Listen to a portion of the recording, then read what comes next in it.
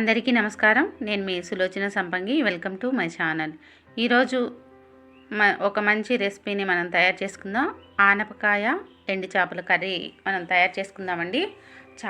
ఈ రెండిటి కాంబినేషన్ చాలా ఎక్సలెంట్గా ఉంటుంది, చాలా బాగుంటుంది. మరి ఈ కర్రీ రెడీ చేసుకోవడానికి ఈ ప్రాసెస్లోకి వెళ్ళిపోదాం. ఫస్ట్ స్టవ్ మీద ఒక పాన్ని పెట్టేసి ఆయిల్ వేసుకున్నాం 2 స్పూన్లు. 1 స్పూను ఆవాలు, 1 స్పూన్ జీలకర్ర వేసుకొని ఇవి చిటపటలాడుతూ ఉండేటప్పుడు కరివేపాకును కూడా యాడ్ చేసుకుందాం. మనం 2 రెమ్మలు కరివేపాకు వేసుకుందాం. ఇలా తాలింపు వేగుతూ ఉంది కదండి. దీనిలో కట్ చేసి పెట్టుకున్న ఉల్లిపాయలు, ఒక మీడియం సైజు ఒక ఉల్లిపాయ అయితే సరిపోతుందండి.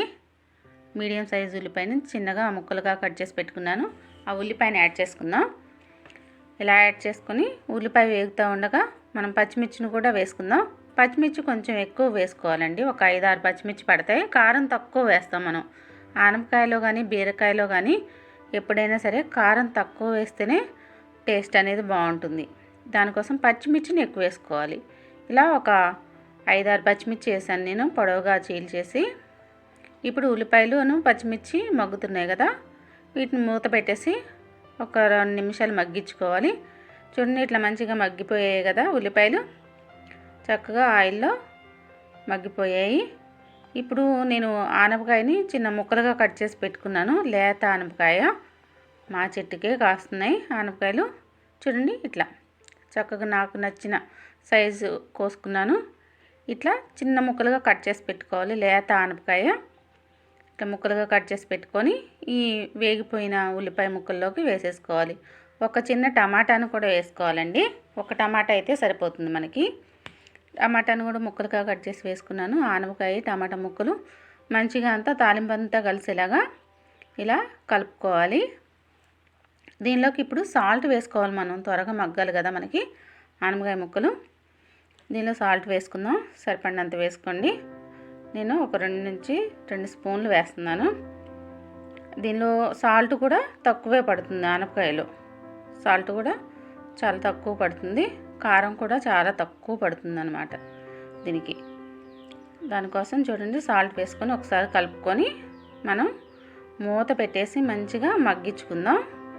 మొత్తం అంతా కలిపిన తర్వాత మూత పెట్టేసి ఒక 5 మినిట్స్ అలా మనం వదిలేస్తే మంచిగా మగ్గిపోతుంది. చూసారా, ఆనపకాయలో ఉన్న వాటర్ అంతా కూడా బయటకు వచ్చేసి ఈ ముక్క అంతా కూడా బాగా మగ్గిపోతుంది.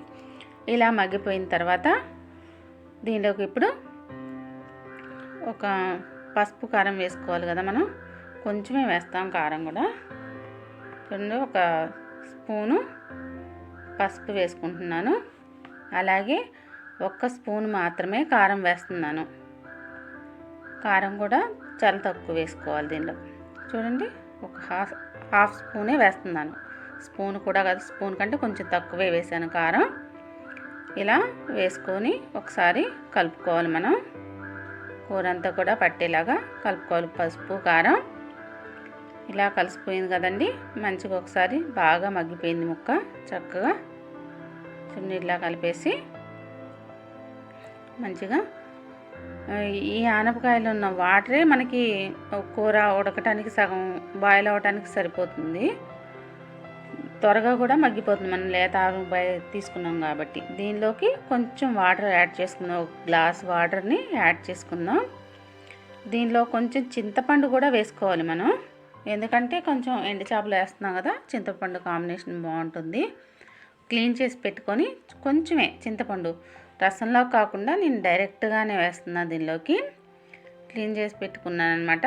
కొంచెం 1 రెమ్మ అంటాం కదా చింతపండు, అట్లా వేసుకోవాలి. వేసేసుకొని చక్కగా ఒకసారి కలుపుకొని మూత పెట్టేసి ఒక 2 నిమిషాలు మగ్గించాలండి. ఇవి మూత పెట్టేద్దాం. ఇది మగ్గుతూ ఉంటుంది.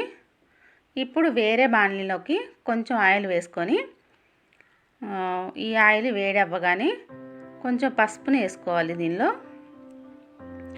ఒక 1/2 స్పూన్ పసుపు వేసి, నేను చేపలు క్లీన్ చేసి పెట్టుకున్నాను. చేప ముక్కలు, ఉప్పు చేపలు ఇవి క్లీన్ చేసి పెట్టుకున్నాను.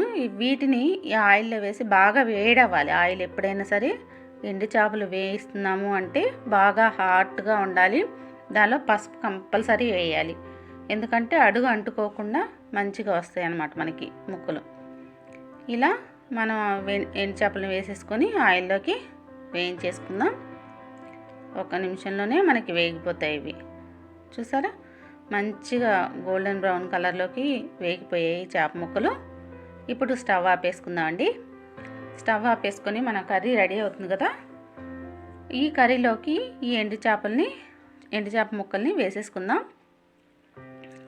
చూడండి, ఇట్లాగా మనకి చక్కగా వాటర్ అంతా కూడా దగ్గరకు వచ్చేసింది. బబుల్స్ చూస్తారు కదా, చక్కగా దగ్గరికి అయిపోయింది కూర. ఇంకా ఈ కన్సిస్టెన్సీ సరిపోతుంది మనకి.